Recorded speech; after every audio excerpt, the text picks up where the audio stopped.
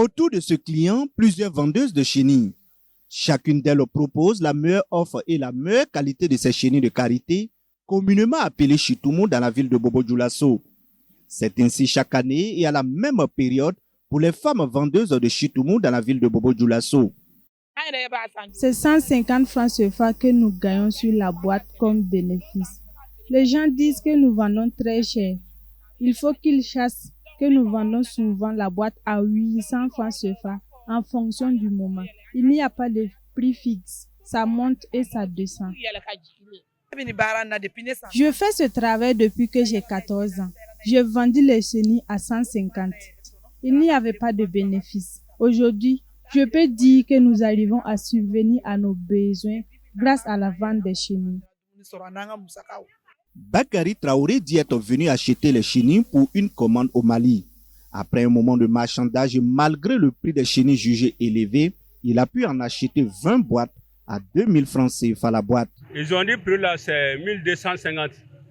Donc on est venu, on a trouvé ici, prix là c'est 2250.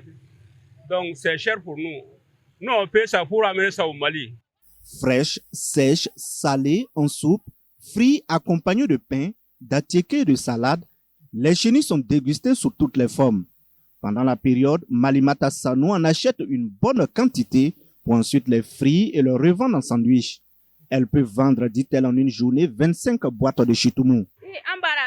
Je suis née dans la vente des chenilles. C'est ma maman qui en vendait. Quand on se levait le matin, c'est le travail des chenilles jusqu'à 22 heures.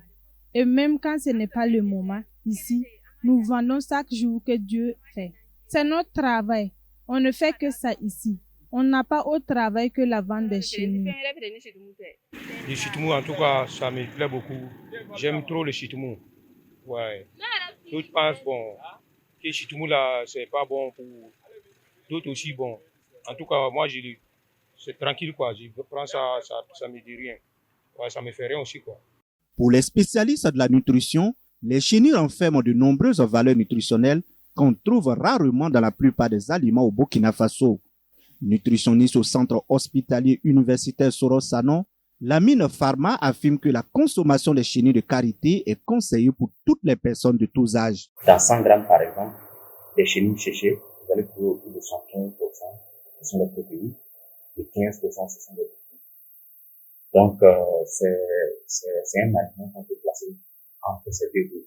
C'est-à-dire les groupes qui apportent des protéines, qui sont très importants pour l'organisme, et d'autres groupes qui apportent des corps gras, qui sont aussi très importants pour l'organisme. La consommation de chenilles permet de prévenir certaines maladies telles que l'insuffisance rénale et la malnutrition chez les enfants, affirme Lamine Pharma.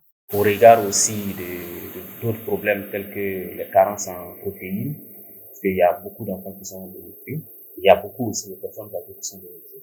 Donc, au regard de ces problèmes, je dirais que les chenilles sont très importantes pour la consommation de nutriments. Je pense que les transformer, ajouter à renforcer les autres aliments, donc substances liées donc chenilles pourraient être très bénéfiques. Même si la consommation de chenilles est conseillée, il faut éviter leur consommation excessive, surtout pour les personnes déjà en surpoids, insiste le nutritionniste. Lamine Pharma affirme que des études sont en cours pour transformer les chenilles en poudre en raison de leurs nombreuses valeurs nutritionnelles, ce qui pourrait être bénéfique pour les personnes atteintes de l'insuffisance rénale ainsi que les nourrissons et les enfants atteints de malnutrition.